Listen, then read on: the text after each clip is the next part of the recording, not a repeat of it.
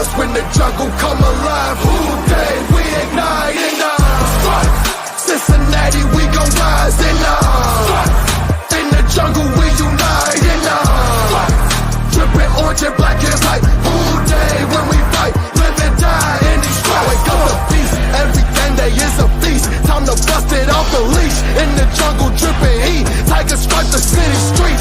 East side, stand up. West side, stand up. If you reppin', who day? Time to put your hands up. Bengals stripes, we in it. New day, new age, yeah, we get it. Cincinnati, jungle fitted. Who day in our house, we win it. Orange and black and white, we build it. Earn our stripes, you know we kill it. Bleed our colors, jungle drippin'. Nasty, natty, yeah, we lit it. Lit the crowd, get the city loud. Yeah, we feastin' now. Fit the bounce, make the city howl. Now we beastin' now. Thunder through the tunnel, from the sideline to the huddle. Stripes be tatted on the jungle when we flex that who they muscle on them. Stripes, Cincinnati, we gon' rise in the jungle, we unite drippin' orange and black and white. Who day when we fight, live and die in these stripes. Now who gotta move like it on? Now who wanna move closing on? Now who wanna move on? If you got stripes, then you let the city know you rock 'em. Yeah, we got 'em. Yeah, we fought 'em. Like that black and orange upon 'em. Bingo bottle, never stop it till the beast. Hey guys, what's going on? Welcome to the show. This is Sports with Strawberry Ice. I'm your host, the Iceman, Jeff Trunapole. And as always, I'm bringing you sports from a West Side point of view right here in the great city of Cincinnati, Ohio. Home of a two-time AFC North Division champion, Cincinnati Bengals. Eat that, rat birds. Now, do me a favor. If you found the show, hit that like and subscribe button. Smash that thumbs up. You guys are awesome. I'm up to 2,017 subscribers. As always, I appreciate every single one of you guys. And as always, if you're watching on Facebook or Twitter and haven't subscribed yet, please do so. Please go to YouTube channel Sports with Strawberry Ice. Hit the subscription button, hit the bell for the notification, and every time I go live, you'll be notified. Also, exclusively in the YouTube chat crew, we're doing super chats. So if you want to support the show, or you got something that you want to discuss with Santori, or Big Willie Lutz is on the show today. Give us a super chat. I greatly appreciate it. And as always, I come to you live from the Ice Cave. The Ice Cave is brought to you by T Properties. T Properties, quality housing for quality people. Check out the website at www.tpropertiesllc.com for all your rental property management needs and your rental needs. All right, guys, as you know, I'm also sponsored by Jackpot Joey, jackpotjoey9.com. You got the beer, which is over here. It's all delicious. Make sure you get it at Brink Brewery, which, speaking of Brink Brewery, we're going to be there Friday night, live at 5:30. Me and Matty Myers is going to make his, I don't know, I won't say TV debut, but it's more of an internet debut. So me and him be coming there live from Brink Brewery. Come join the party. Again, Brink Brewery. I don't have a graphic yet. Waiting on Brink to make one and put it out so I can put it out everywhere. So I'm just telling you on my show. But we do have some really cool new gear just for the championship Bengals.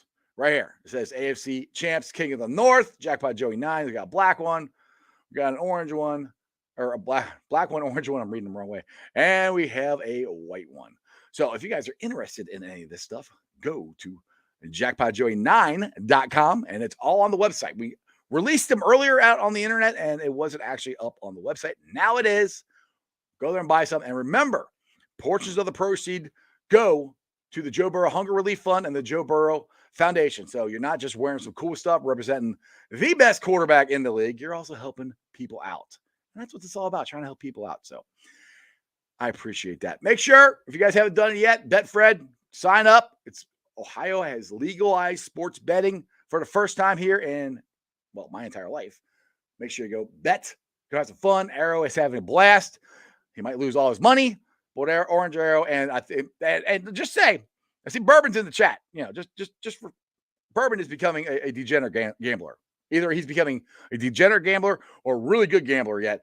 We haven't figured out which one yet, but he's having a blast too. So make sure you guys go to Betfred and sign up. So what's up, everybody in the chat? Let's see here. I think Stranger is first, right? Yep, Stranger, you were first. What's going on? Richard, Pork Chop. Yeah, my bad. I was messing around on the phone, and I know my show. He's like, you're like, show? Where's the show? Like, I know. I was like, mentally, my bad. It happens. Crip, what's up? Parker, who has the most glorious mullet I have ever seen in my life. I saw it in person Monday night.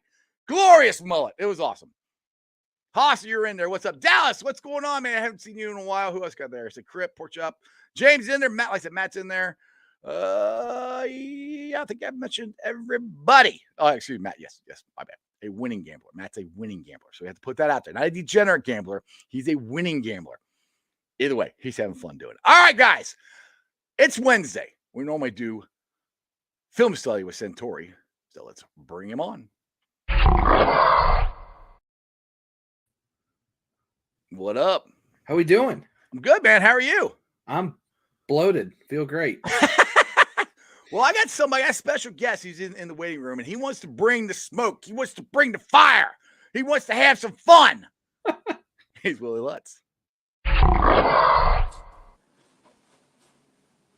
what's up, brother?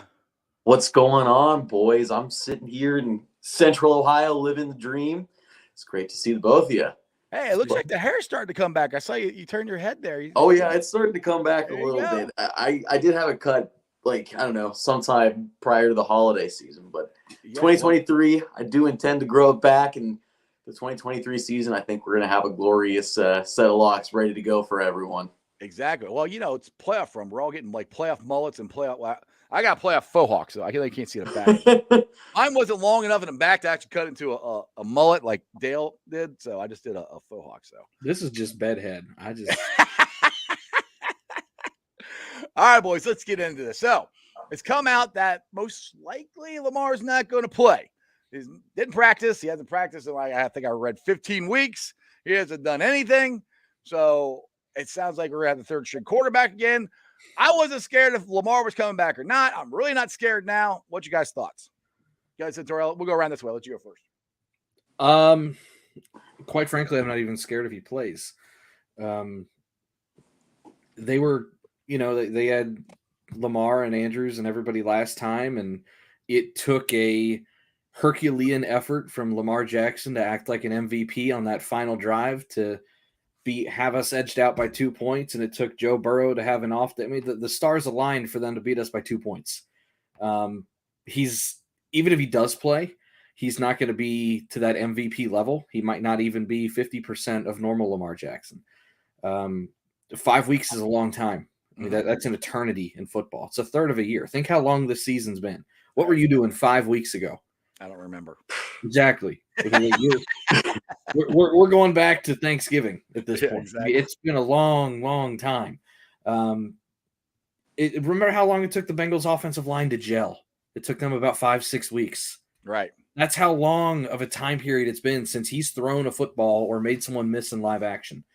And Huntley's coming up on 2 or 3 weeks himself. I mean, it's the most important position on the field has rust everywhere you look. So I'm not really concerned. The Bengals ran, and I don't mean this as an insult, but I mean it as the actuality. They ran a Mickey Mouse level offense and defense last week and still hung up 30 on their ass. And they didn't rest their starters on defense like every Ratbird fan on the planet keeps claiming that they did. Right, exactly. They had their starting defense out there, and they were getting torched. Whether Joe Burrow completed the passes or not, we had guys running wide open down the field. They're in some deep shit, quite frankly, and I think they know it. What we got, Willie? So I tend to agree with everything he just said, but I still hold out this, and I think it's just with this fear within me that it's from like the 2020 game when he's doing the spin moves and everything. Like, if you put Lamar Jackson on that field, I just feel like it's a little bit different. And, honestly, what you're probably going to get from Tyler Huntley is a little bit more consistency in the passing game and a little bit more rhythm because he's played more recently. Do we even see Tyler Huntley? I don't know. If you have tendonitis in your shoulder and you're still not throwing, how comfortable are you going to be on Sunday? That's going to be with live contact. That's going to be without the last 2 weeks of practice as a passing quarterback. Granted, like Lamar, he uses his feet to win. So a little bit different. But the thing with Lamar not play or potentially playing, I just think that could potentially give the Ravens enough juice. And on a day where, potentially, and this is all hypothetical, but let's say the Bengals offense falls flat again. Right. It's been a while since we've really seen them fall flat. We've seen them have flat halves, but we haven't seen them have flat full games in a long time. A little bit in that Browns game, but Other than that, really not a whole lot of, consistently flat performances. But you give them that opportunity to creep back in. It reminds me, the only game I could see the Bengals losing is that Titans game. That Ravens-Titans game, the one the Ravens actually won in the playoffs, which is Lamar's single playoff win. Yeah. He obviously leaves in that game. They pretty much have nothing on offense, and then he comes back in after cramps, allegedly. I think we all know what we think about that. We all know it wasn't cramps. No, but that's the only reason I think that Lamar potentially being on the field is scary, because we have seen him occasionally put those drives together in the end of the games. Although we've seen him a lot in the playoffs and they haven't looked a lot like that. But that is the only kernel that has me a little bit more worried about Lamar than I would be about Snoop Huntley. All right. So how worried are you guys about the offensive line? I hate having this conversation again, but we got to have it with our right side. Alex Kappa was out at practice, but he was in a boot and he was on a scooter. Doesn't look like he's going to play. I have no idea how long he's going to be out. He can be up for the second round, but we got to get past the first one here. So we got Hakeem Adeniji and Max Sharping on the right side. What are you guys' thoughts? I mean, the Ratbirds still have a very good defense, no matter how bad Lamar's out there. Their defense is still pretty legit. So, what's your thoughts on that? We'll go with Willie first this way. We'll go Willie first. Yeah, right on. So I surprisingly feel a little bit more okay about the right side of the line going into this game than I do the left side of the line. Really? Watching Jonah Williams and Cordell Volson struggle last week, the way they did was pretty concerning. Ryan, guys, beautiful beer. Those are delicious. Those are one of my favorite summer things. But I don't know. Looking back at some of that, I feel pretty good about Max Sharping. I feel pretty solid about Hakeem Adeniji as well at right tackle. For whatever reason, that doesn't give me the stomach churn that it gives some others. Obviously, it's still going to be Joe Burrow stepping up with a different line. Alex Kappa led a lot of the communication in the passing game, which is a little bit concerning, but I don't think you're going to see a drastic drop-off with Max Sharping, a guy that's had a lot of starts in this league. Right. And frankly, the weak link at this point that a lot of people would look at, Max Sharping is a concern. I've heard that a lot. You don't know what you're going to get. He started 33 games in Houston. And as I think it's either Jay Morrison or Paul Dehner Jr. reported, Houston really wanted to keep him. And I've also heard that Houston was pretty upset that the Bengals were the ones to land Max Sharping. They intended on keeping him as a starting guard this season. But he had an escalator due to the number of starts he made under his rookie contract that brought him up to, I think he's around I think it's $2.6 million this year. And they would be able to retain him for about, I think it was 1.8 or something if they waived him and snuck him back onto the roster. But the Bengals have essentially had a team starting guard on their roster as a backup all season long. So when they got him in as an insurance, thing right at the beginning of the season, I was pretty fired up about it. Obviously, I was thinking more of like a Volson pad at that point, but Volson's played well enough to where he's not a major concern to me at any, real setting. I didn't see him struggle at all until like a little bit last week. That was the first time I really seen him struggle in a couple weeks, to be honest. Yeah. He looked like he had a little bit of a wow. My hair went crazy. That was fun. That's it looked like he had a little bit of a struggle against the podcast listeners. Really put his hat up and his hair went flying. That was sweet. I haven't seen that do that in a minute. But the left side of the line is just giving me a little bit of stomach churn. I don't know what it is about it. Odafe Owe just seems to be giving Jonah Williams a lot of problem on the edge in particular. But that's kind of what how I feel about the whole thing. I might be a loner in that capacity, but let's find out. Santori, what do you got? You're not a loner, first and foremost. I didn't think so. By his reaction, I didn't think so. So Max Sharping was one of my favorite pickups in, about the time we got him. I can't remember the exact date. But it was one of those things where whenever we signed someone, I tried to do, I wouldn't say a deep dive, but I at least scrub beyond the surface to see what this guy's actually like. I was surprised as hell that Houston even put him in a position to where he could be claimed. I'm not sure if I'll go as far as saying he's a starting caliber right guard, but he's definitely a damn good backup. He's better than probably 80% of the guys we had on the roster last year. Not trying to be mean about it, but that's just the actuality of it. Yeah. He has a pretty good track record in his last full season that he had in Houston. This isn't off the top of my head, so I'm not trying to seem too smart here, but he had 400 pass blocking reps and he gave up 19 total pressures.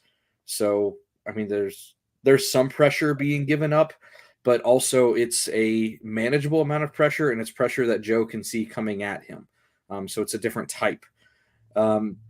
The other thing is, and this is kind of a 3-pointed thing, that being the first one. The second point is this team this year has done an impeccable job of a next man up kind of mentality, whatever it is. I don't think there's been a time where they've really had next man up and it hasn't worked.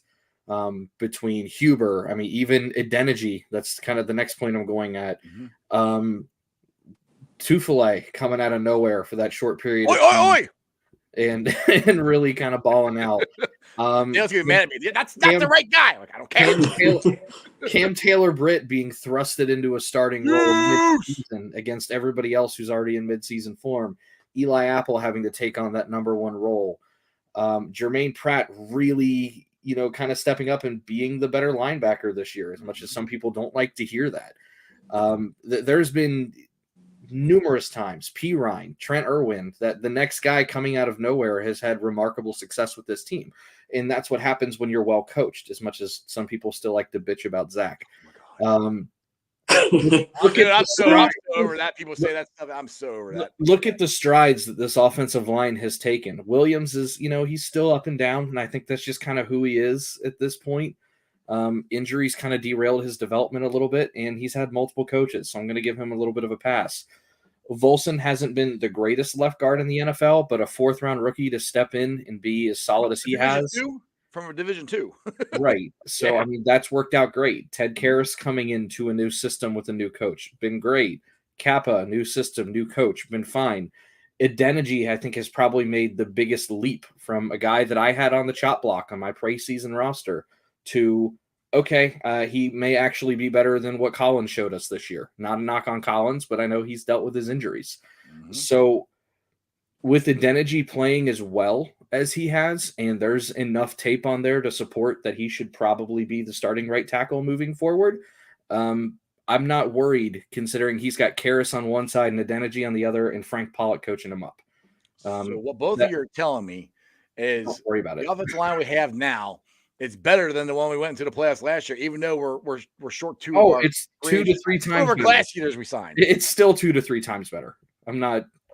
Is it worse off because Kappa's not in? Oh, for sure. Well, but Kappa's been, according to Ted Karras, Kappa's been our best offensive lineman. I think he grades out that way too all year too. He's pretty up there. The difference is when you think about last year and you think about some of the drop-offs, because those were not the main 5 going into the Super Bowl that they wanted. The drop-off was significant. The drop-off from Kappa to Sharping is still a good drop-off, don't get me wrong, but it's not like we've fallen off of a cliff. You've taken a couple steps back. I'm not sure there's a drop-off between Adeniji and Collins right now. There's not. Right. You can watch it on tape. As much as that's going to shock some people. Well, not to try to cut you off here, but that's what I'm in no way a offensive line expert, but I mean, L has not lived up to expectations, and it has a lot to do with his back and injuries, and he's older and stuff like that. That's what I expected. Yeah. That's exactly what I thought it was going to look like. So, but Adeniji, as I said, when people are like, what are we going to do with Adeniji? I was like, Adeniji's looked really good, and he's playing in the position that he's most comfortable with too. So that helps a lot. You, depending on where you feel about Adeniji and Collins, you've either broken even or possibly upgraded. You definitely haven't gone backward. You've probably downgraded a little bit with Kappa, but Kappa to, a guy that, like Willie said, could start for a lot of, this isn't an insult, but the bottom half of the league would probably use him as a starter. It would have started for us last year. Yeah, you probably would have, in all honesty. Still have Karras, who's one of the best pass blocking centers in the league this year.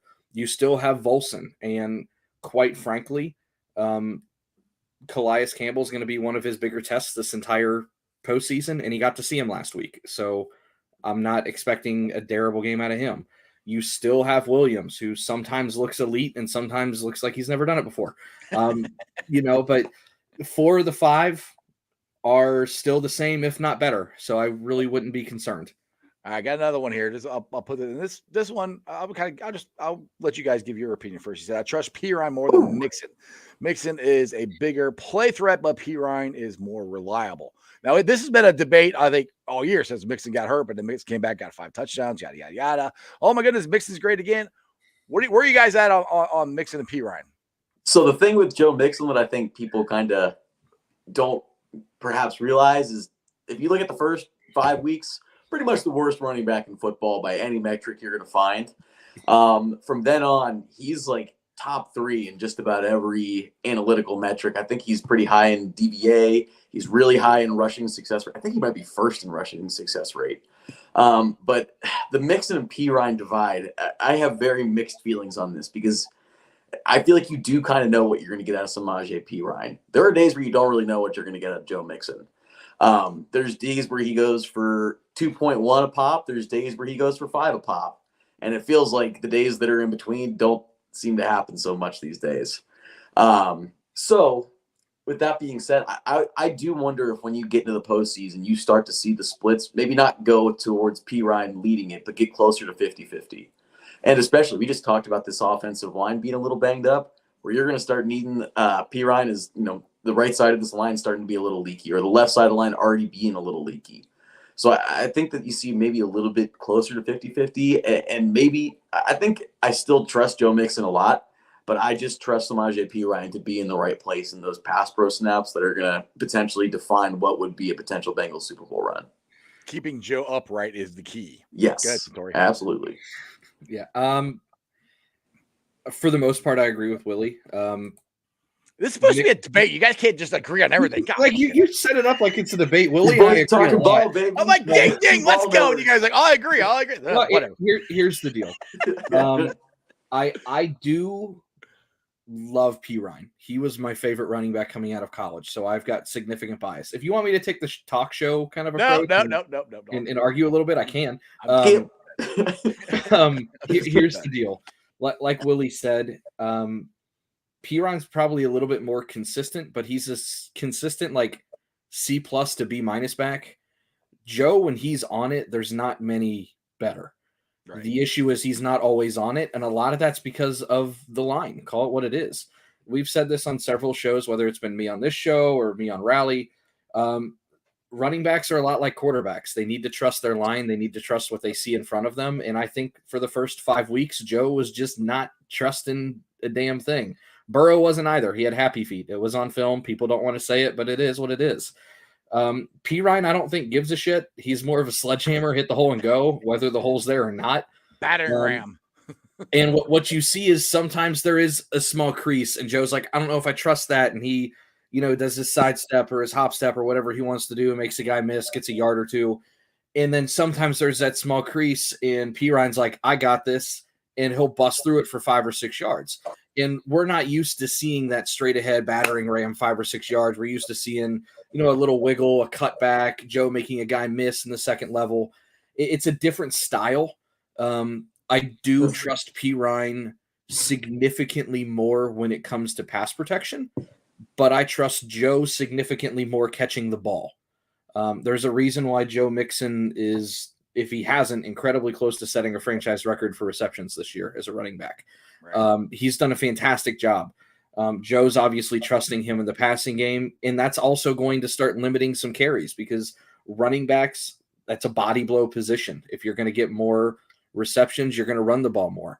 I do think that Pirine benefited from Mixon kind of hesitating a little bit, and then there was the whole we're going to change our run scheme mid-season, and now we're kind of pulling back to the zone and duo scheme that we originally wanted to do. There's so much information to really try and digest.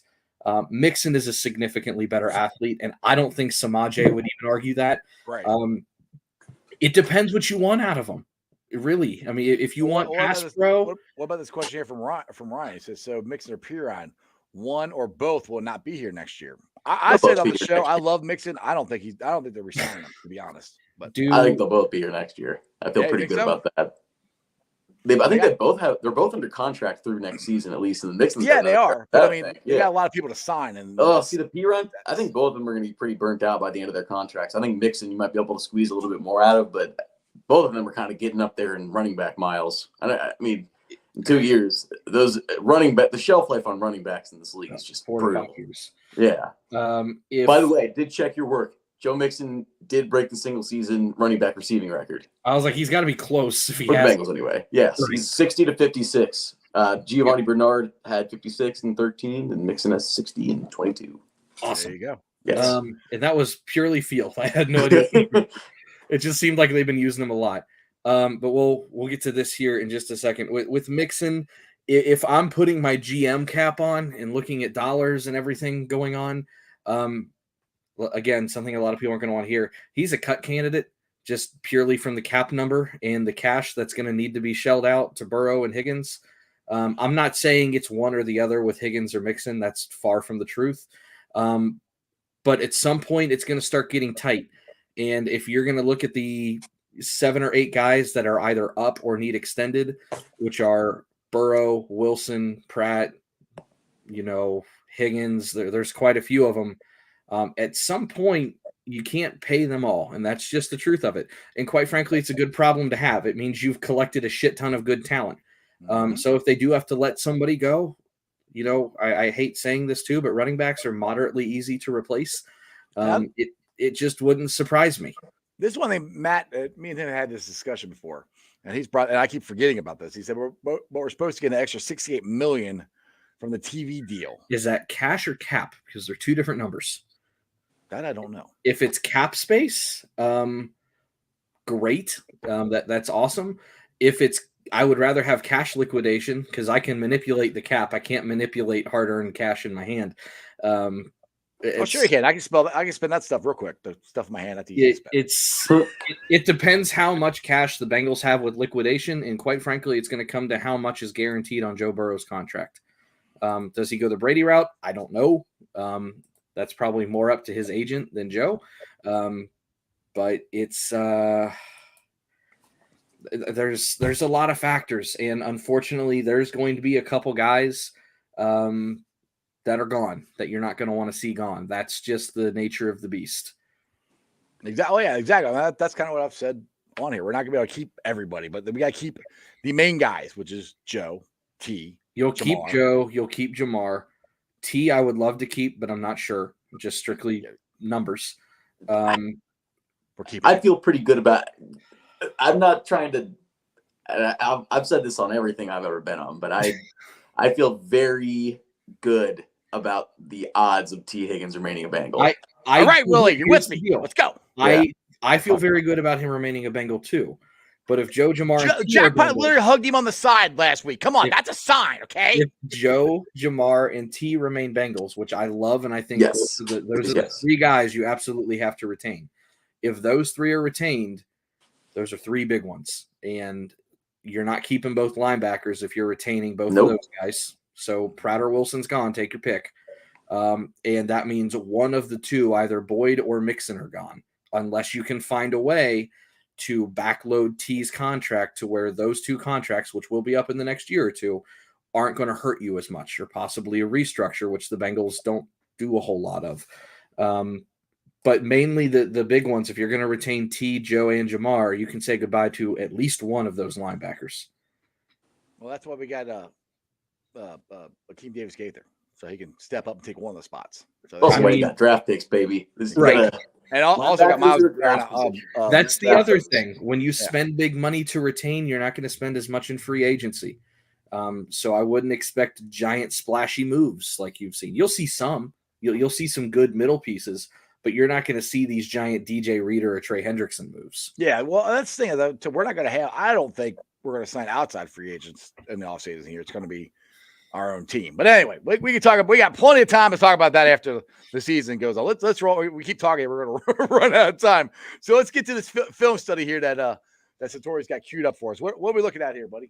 So this was kind of brought up on Twitter, and it's something that we've seen the entire year, really.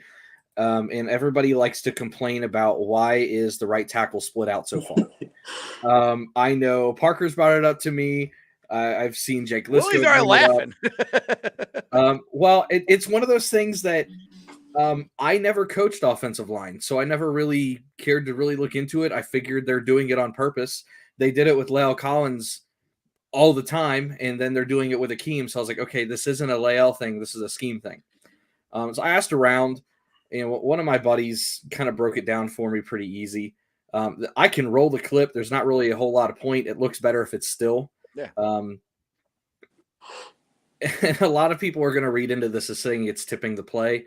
It's one of those things where you're damned if you do, damned if you don't, right? So the point of splitting out that right tackle is to create better cutback lanes on inside zone. It's specifically for run plays. You'll occasionally see it out of a pass. If you see it out of pass, it's because they were going to run and they checked out of it and they don't want their line to shift and get in trouble. So what's going on here is you have 97 who's in a 2-eye, right? So guy right over Kappa's inside shoulder. Over Kappa's head would be a 2 technique, shifted inside on the shoulder is a 2-eye. The double team that needs to happen is going to be Karras and Kappa double teaming 97 and working up to 18. Roquan Smith, our favorite linebacker right now. It is not Karras's job to get to Roquan.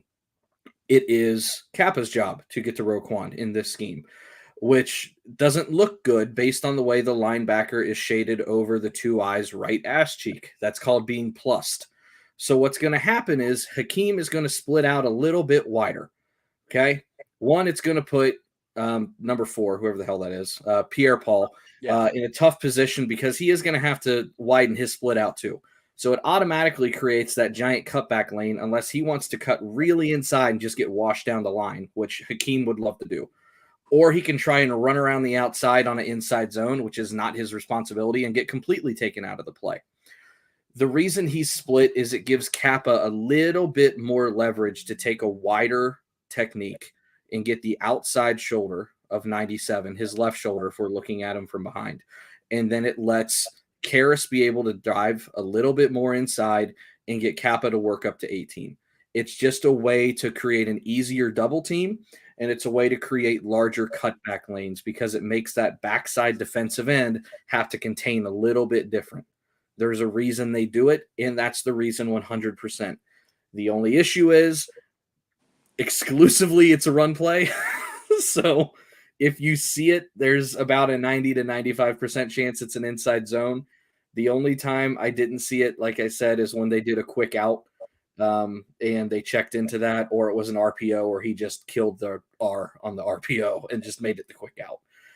So that's why it's happening. It's not due to Collins not being mobile enough. It's not due to Collins needing help. It's not due to Akeem oversetting. It's not due to someone having a bad knee or bad hand technique or bad feet or bad shoulder or bad back. It's strictly to help create a bigger cutback lane for Joe Mixon.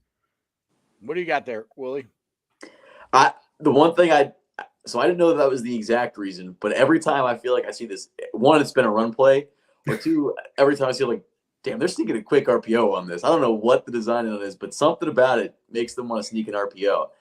I wonder if they're comfortable tipping the play with the idea that defenses aren't going to over pursue it, knowing that Burrow will pop an RPO on them. That would be the only thing I could think why it's comfortable for them to tip within this offense, because typically I'm not one to think tipping plays is an awesome idea, but not normally, no. That's a good explanation. That's fascinating. But it's an inside zone. Huh. Now I'm gonna have to watch some of these with the same eye. If you go back and you go back and watch the first drive, they ran it 4 times on the first drive. 3 times it was a handoff. The other time he checked out and did a quick pass. I was like, all right. Because I was even like, so the guy that walked it through me used to coach in the league. I was fortunate enough to have him as a mentor. I just sent him this screenshot, and I was like, why are they doing this? And he was like, oh, it's inside zone. They're doing this combo, working up, whatever. I was like, would you ever pass out of it? And he's like, probably not. And I was like, isn't it better to just line up normally? He's like, you'll go 3 yards in a cloud of dust each time. He said it opens up a big play on the cutback if it's there. So if it's perfectly blocked and they know it's coming, it doesn't matter. Yeah, that's the one thing about the NFL is there's some creative wrinkles, but for the most part, there's only like 3 or 4 different playbooks, and everybody just kind of puts their own seasoning on it, so to say. Most teams can kind of figure out what you're doing. It's just a matter of executing at the point of attack, more or less. That's why when people bitch about play calling, it gets me upset. I'm like, there's really only like 8 plays. Like, there's variations on them, but there's not that many concepts as much as it's not. I'm not going over. You don't think it's a big Rolodex of plays? You know, it's like it's big. Well, like here's the deal. Like when I coached, and this is for freshman football. You know, I coached a very, very small freshman football team. But we had 42,000 play combinations in our playbook. And it was based on the left hash, the middle hash, the right hash. So that's a multiplier of 3. And then we had 8 formations that all changed on the hash. So that's already 24. We had 8 pass plays. We had 8 run plays. We had 5 different motions. And the way you create all your variations, you start going 8 times 24 times 8 times 5. And your playbook ends up being like this big if you would print all of them out. But at the end of the day, it's like 12 words that you have to learn. It's kind of like a Subway sandwich.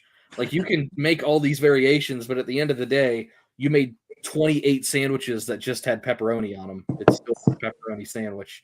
So I'm leaving this up there because I want to read from our boy Parker. It's the weirdest way to put it, but it's true. Said Parker Blake here says, did Lael not widen out on pass plays too? I swear he was wide on 80% of snaps. Could definitely be wrong though.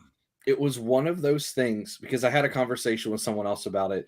He did periodically, but again, RPOs. So it's a run set on an RPO. Sometimes you can check out of it, but even if you check out and do a straight pass, he's not going to tighten his split up after that. It's one of those, well, now I'm really tipping it. Damned if you do, damned if you don't. So he did do it sometimes, and maybe that was a little bit to his benefit. The other thing Parker's asked me, and I want to go over this too before it gets too late. Yeah. Parker and I had gone over several times where there is a style of pass protection where you'll have the running back on the left hip and his key that he's reading is all the way on the right side of the line. And it's like, why, if he's watching a corner or someone doing a stunt, why is he on the left hip and not the right hip? Same question I asked to my mentor, and he said, sometimes the defense predicates their blitz on where the running back's lined up. So, you line them up in one spot knowing they're going to blitz and you make it comfortable on the other spot. And the other thing is, too, if he's watching somebody's key over there and that's the guy that's supposed to be guarding him and he doesn't blitz or he doesn't get to the zone properly, and then you flush out on that release, he's never going to get there to cover him. He said it's not ideal, but it is a necessity. There you go. So that's why they do that as well. So that one's for Parker specifically. You got anything you want to add to that there, Willie? No, I think that's a wonderful explanation of the wonderful explanation. Yes. All right, so let's do it this way here. All right, so we roll into. We just look ahead a little bit here. We all think we're going to beat the Ratbirds. Okay, I'm looking ahead. Yeah, I think a lot of people think we'll beat the Ratbirds. I don't think Miami's going to beat Buffalo. So it looks like we're going don't sleep on Skylar Thompson. Yeah. Maybe. Hey, I'm here for it. I'll take it. I'll really have a home game here in Cincinnati. But it looks like we're going to most likely go to Buffalo in the second round here. Now, the Bills activated the window for Micah Hyde. Micah Hyde, thank you. So there's a chance, which sucks, but there's a chance that he could be back for the Bengals-Bills game in the second round because the Bills secondary, let's be honest, has been playing like crap. I think the Bengals, 8 minutes or whatever we played of the game, exposed them. We were torching them. If he's back, does that make that big of a difference for as long as he's been out, or you guys, where are you guys at on that with the Bengals versus secondary, the Bills secondary? Go ahead, Willie. I'll let Willie take this one. Yeah, Santori's talked a lot. We'll let Willie talk. So, and a good example of it is on the Bills roster itself, and that's with Trey White coming back about halfway through this year after suffering a torn ACL. Now, different injury for Micah Hyde. I can't remember what it is, but it definitely wasn't a torn ACL. And I think that as we've seen Trey White come back and, playing at least a Pro Bowl level last season, to come in this season, and as we all saw in the first 8 minutes of that Monday night game, which, again, I continue to say we can't use it as a referendum on either of those two teams, but you saw the Bengals going at Trey White pretty good and cooking him pretty good. So what version of Micah Hyde are you going to get? I mean, the guy is an absolute bulldog. When he's on the field, tends to be one of the most impactful players on the Bills roster. But I think in injuries in this league, when you're out for so long, it does take a little while for a lot of guys to get back to the top level. I mean, would it shock me if he jumped back onto the field and is back at Micah Hyde, potential all-pro level? no, I wouldn't be entirely shocked. That's the way this guy's been throughout his entire career. He overcomes, he grinds through things, he plays through it. But I'd be skeptical that if his first game back, after not practicing for so long, after not playing in games all season long, I think he played 1 or 2 weeks before he went down. I mean, you just have to wonder. It does give the Bills a little bit of a boost. Don't get me wrong. I mean, that secondary could use a lot of love right now. So, does it help? Yes. Does it, make me feel like it's a totally different Bills team? I don't feel that way. I still think that defensive backfield is going to have a lot of issues that can be exposed. There you go, Santori. Please don't agree. We're going to do it again, aren't we? No. I'm. The debate show where we all just hug it out. It's I'm gonna kind of disagree here. There we go. That's what I'm talking about. I'll agree with the part that you can't expect him to be as physically dominant and have that kind of physical presence. Anytime you miss time, like we said with Lamar and Huntley, there's rust, right? The thing with safeties, and no one will ever convince me otherwise. It's my favorite position on the field. It's what I coached. It's what I love. It's what I know. And I get a lot of heat for saying this. To me, it's the most important position on the field next to quarterback. I don't care. I will put it above center. I'll put it above edge rusher. I'll put it above middle linebacker. To me, that's the guy. If you've got a guy out there who knows how to make the checks and the calls, because a lot of them come from the secondary. You get a lot of those calls and checks in the middle linebacker, you getting your D-line right and getting those coverages underneath right. But if it's not fluent on the back end, where this is a passing league, it's a disaster. And even if he's got a bum leg out there, but if he's firing on all cylinders from above the shoulders, it makes a tremendous difference. Case in point that I think everybody in Cincinnati has a soft spot for is Chris Crocker. Chris was not a super amazing athletic playmaking safety, but for whatever reason, when he was out there, the defense churned. They were awesome. If he missed time, they looked lost at times. Safeties, just as much as middle linebackers, get their guys in the right spot. Having a veteran out there that knows his shit will make a world of difference. Whether he can cover or not, I don't know. Whether he can tackle or not, I don't know. But if I got 10 other guys out there firing on all cylinders and the 11th is the mastermind, that's a coach on the field, man, and you can't replace that shit. There you go. All right, let's get the Greg comment here. He said, going to back to the Ravens game here. He said, when the Ravens sink in then throw it, Ravens will start in the Tampa 2 and put a major pressure on Burrow. They will attack our right side and try to hit Burrow hard and often. And you guys said you're not worried about the right side. So what's your thoughts on that? Good luck. Good luck. I mean, Joe Burrow has been the second best quarterback in the league against cover 2 and since I think it was since week 2 or week 4 or something. Right. Second only to Patrick Mahomes. And I don't know if you guys have heard of that guy before, but he tends to be pretty good at this. I don't know, some guy that's over in Kansas or Missouri or one of those states over there. He's all right, but so good. Joe Burrow has been just below him in every category against cover 2. So Baltimore, go for it. I'm cool with that. If that's how you want to play this game, if you want to try to attack the right side of the line, go and sit in Tampa 2 and be cool with that, have at it. That's your thing. How fun is it to be this confident of our team going into a playoff run? I'm just sorry. I love this. Go ahead, Santori. What do you think? Screens, power runs, draws. There's a million ways to slow down a pass rush. Quick game, baby. Right. It's you get some deflected passes because of that, but at the end of the day, there's been 5 plays the entire year that have had a deflected pass piss me off. So I'll take that ratio as much as it pisses you off. I'll take that ratio over the course of a season. Look, Baltimore was 7-3 or whatever they were. They limped into the playoffs, and they're not any healthier now than they were when they limped in. Mind you, limped into the playoffs with the easiest schedule in football in the backstretch.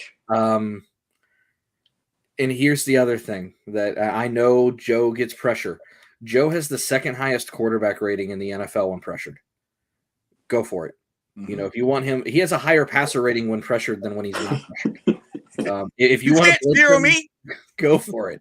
If you want to do, and here's the other thing: you can either blitz and do man, which is a death sentence with this team, whether T's out there or not. It's a death sentence.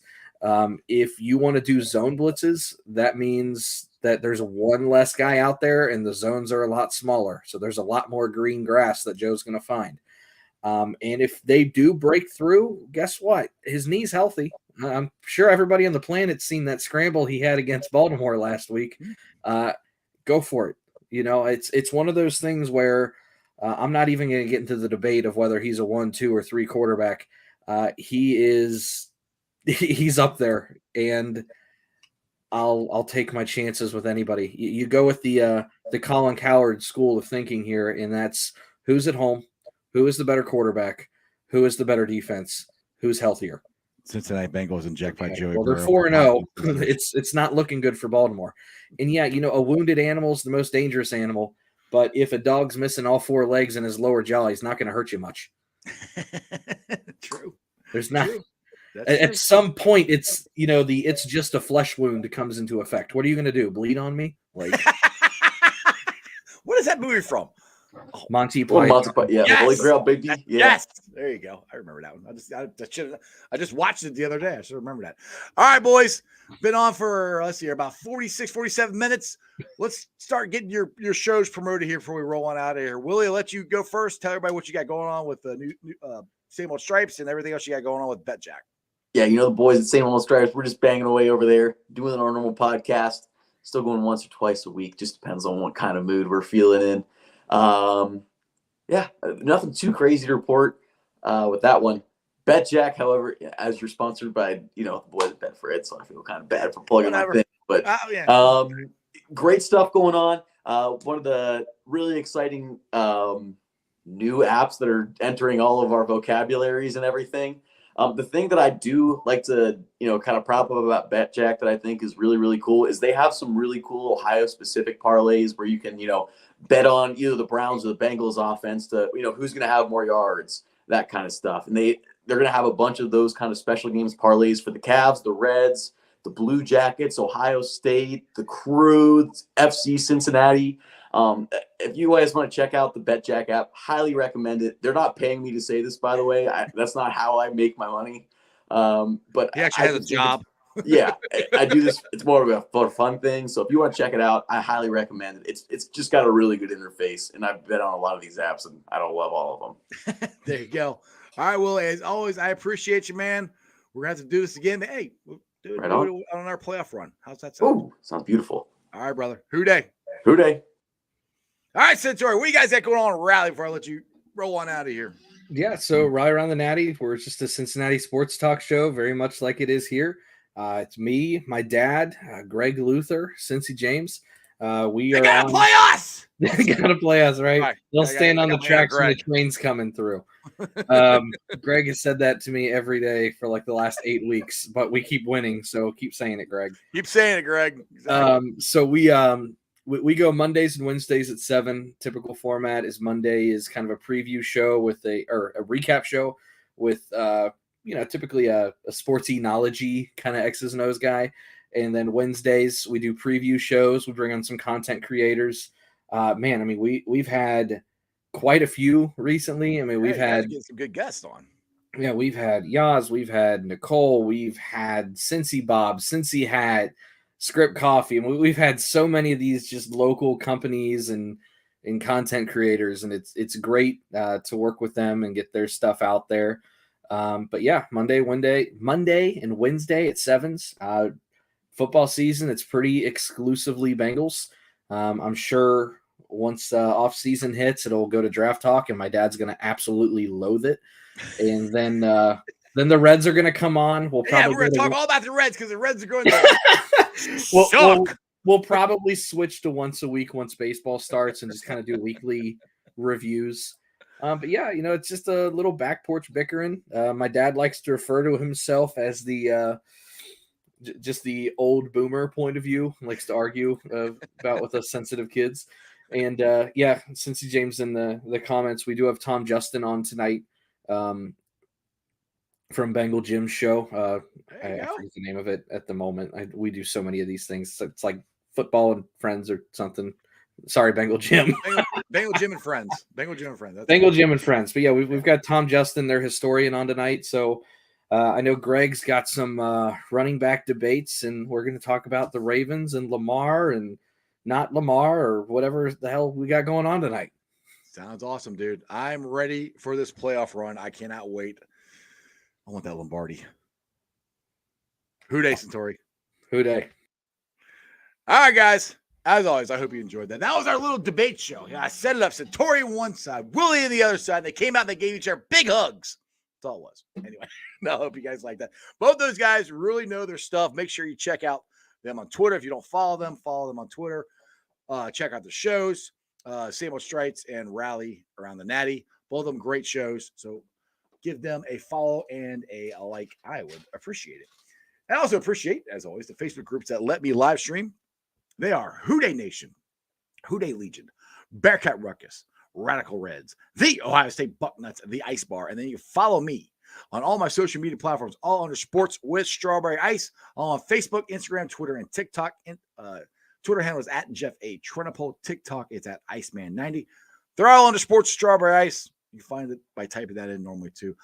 I will be pulling off the sound later on tonight, so if you missed any of this and you can't sit there and watch us for almost an hour, check it out on the podcast. It'll be on BeanPod, Apple iTunes, Spotify, Google, Stitcher Play, pretty much wherever you get your podcast. Please, on Apple Podcasts, please make sure you rate, like, and review. Give me a 5-star review. Leave a comment so more Cincinnati fans can find my podcast. It just helps. I'm trying to get that out there because I'm able to put it out there every night as long as I don't forget. YouTubers, you guys are awesome. My originals were at 2,017 subscribers. Yesterday, I celebrated my 1,000th show. Today is my 1,001. Can't believe I did 1,000 shows. Not can't believe I've done 1,001 shows. I can't believe I have 2,017 people follow me. Again, as always, I appreciate you guys for buying my heart. It is awesome. Now, real quick, again, I'll put this up there because I think this stuff is cool. If you guys are interested in any of the new Jackpot Joey stuff here, let me bring the pictures up here. Go to jackpotjoey9.com. We have new AFC Championship hoodies. And you see right there, we got the white one where it's got the AFC champion with the crown on it, Jackpot Joey 9. You got a black one, and then you always have the orange one. So make sure if you guys are interested, like I said, go to jackpotjoey9.com. Like I said, please remember that portions of the proceed, every portion of every purchase, every portions of everything you buy goes to the Joe Burrow Hunger Relief Fund and the Joe Burrow Fund. So you're not only wearing cool stuff, but you're helping a really cool foundation out. And I am very happy to be a part of it. So anyway, go check that out. I think I am heading up for West Side people, which Pork Chop, I know you got to work, so you can't come up, but I'm heading up to Wishbone here. I'm going to go catch Dan Horde and Dave Lapham on Bengals Line or Bengals Pep Rally or I don't know, one of the Bengals shows. They're going to be up there. So I'm going to be up there and listening to them and their great insight. I can't wait till Sunday. Like I said, it's so much fun being, I don't want to say talk trash because I'm not really trying to talk trash, just being this confident in your own football team. It is awesome. I remember watching the Patriots, watching the freaking Squealers, and watching the Ratbirds, and them going and watching Super Bowls, and all their fans having fun, tailgating, and going to the games, and winning most of the time. And that didn't happen here in Cincinnati. Well, we have it now. Like I said this before, we hit the jackpot when we drafted Jackpot Joey Burrow. We also hit the jackpot when we hired Zach Taylor and Lou Anarumo. Those guys are unbelievable. Enjoy this. Let's have some fun. I'll see you guys tomorrow. Other than that, that's just sports, baby. See ya!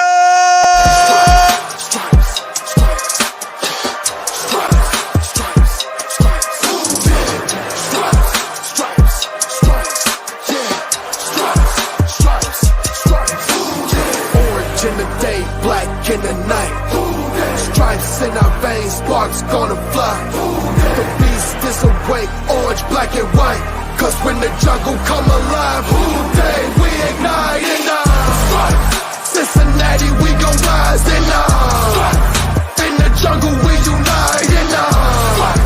Dripping orange and black and white. Houday, when we fight.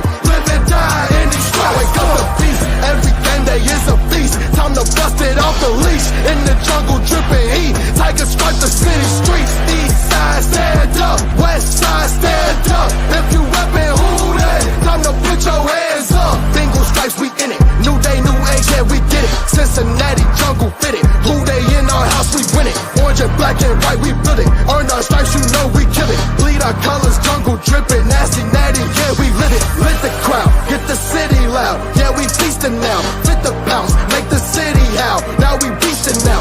Thunder through the tunnel, from the sideline to the huddle. Stripes be tatted on the jungle when we flex that who they muscle on them. Cincinnati, we gon' rise in the in the jungle, we unite in the dripping orange and black and white. All day when we fight, live and die in these stripes. Now who got 'em, who rockin' on? Now who